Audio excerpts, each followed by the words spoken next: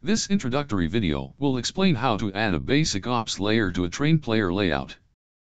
We will keep to a simple design with a 2-track staging yard, a series of functioning industries, and a single XO reserved track at the approach to the yard for storing the engine.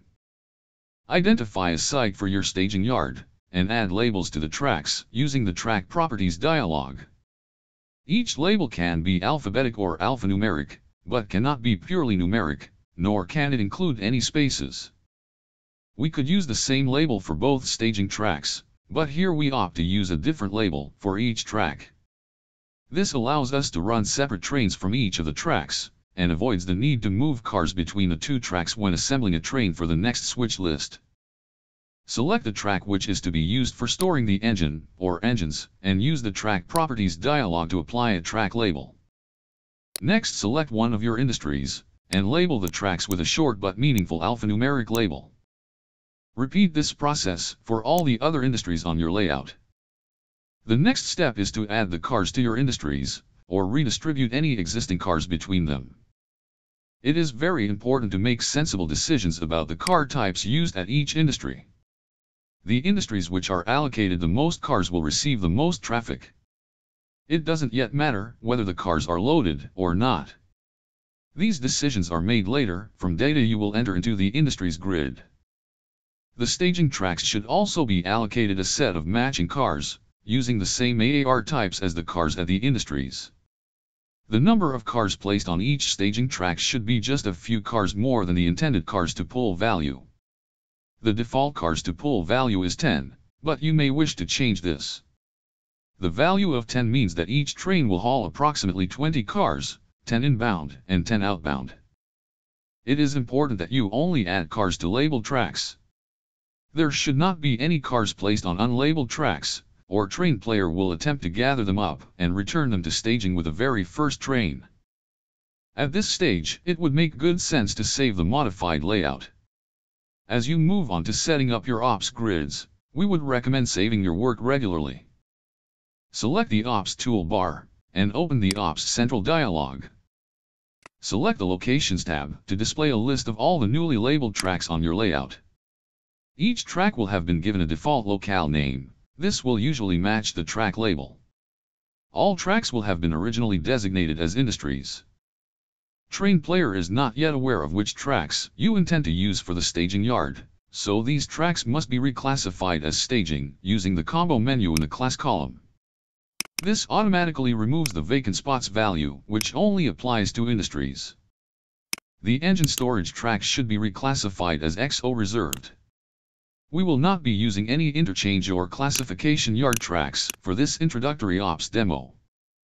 Next, we need to edit the locale column to give meaningful names to all our labeled tracks.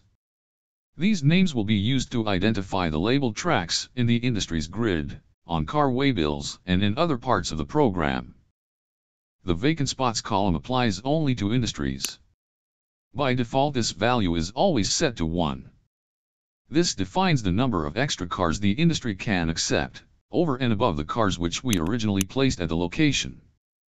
If the industry is already at full capacity, this value should be set to 0. This prevents more cars from arriving before others have been dispatched to make space. On this layout, which only has a few industries, we can increase this value to 2, but you should only do this if you are confident that there is sufficient physical space to accept the extra cars. Open the Advanced tab, and select Flag XO Cars from the combo menu. This will automatically add an XO flag to all engines, cabooses, and passenger cars. This protects these cars from being tasked by the ops generator. Use the combo menu on the Advanced tab, and select the option to Build Industries Grid from Cars. Then select the Industries tab, to review a list of all your industries. The grid will initially only show one row for each car type which has been placed at each industry. All rows will be set for receiving a random product from staging, depicted by a letter R in the SR column. A carefully designed industries grid is the key to good operations. Train player is not able to understand your text, so these randomly produced load names will need to be edited. You can add new lines, or duplicate and edit existing lines, using the context menu. For any products the industry dispatches to staging, just change the SR column entry from R to S. The staging column is for the label of the staging track, which will supply the car for this assignment. A tilde character in this column means that we are willing to accept a car from any of our staging tracks. This track also serves as the outbound destination for the car, after it has been loaded or unloaded at the industry. The via in and via out columns are for routing cars through intermediate classification yards, but there are no class yards on this layout. Using a tilde character in these two columns instructs the program to route the cars direct between staging and the industry. Reselect the Advanced tab, and use the option to Add Basic Train Sequence from the combo menu. Go to the Sequence tab to find details of a single train operating from one of your staging tracks. This train is sequenced to visit all the industries on this layout. As we are using two staging tracks, we need to run a second train from the other labeled track. So we select Duplicate Row from the context menu, and edit both the Start at and End at columns to display the label for our second staging track. We can also allocate names to our trains in this dialog. Select Edit Intro from the combo menu on the Advanced tab. Use this dialog to provide information and instructions about your layout. This data will appear on the Intro tab of Ops Central whenever the layout is opened. From the Ops Central Advanced tab, select the Test Layout option. The system will perform some rudimentary checks and highlight any issues requiring attention. Resolving any highlighted problems is beyond the scope of this introductory video. If you encounter any problems, you will need to refer to our Advanced Ops for the Expert Guide. For detailed instructions on how to fix data errors, you should investigate the use of the Fix Ops subroutine. If no errors are identified, we are ready to set up the layout for operations, and generate the first switch list.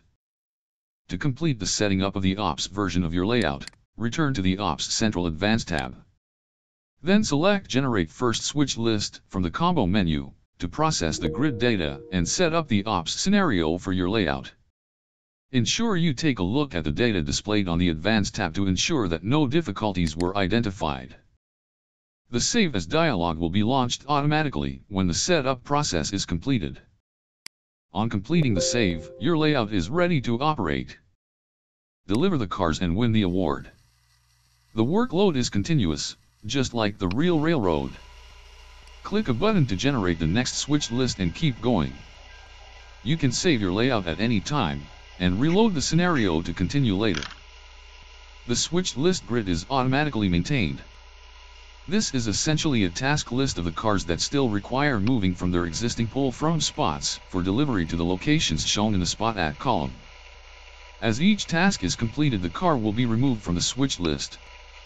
This is the tab to check if your car monitor says there is still a car to be spotted, but you don't know where it is located. When the switch list is completed, this grid will be empty. The cars grid is an inventory of all the cars on your layout. It includes information from the car data properties of each car, including the current car location, details of its load, and its next destination. We have excluded many of the more complex features of AO in this demonstration. These include multiple staging yards, bridge traffic, interchanges, intermediate classification yards, and routed passenger trains. Once you are hooked on designing and running simple AO layouts, you can read about these additional features in our advanced documentation. Thank you for watching our introduction to adding your own ops layer to a train player layout.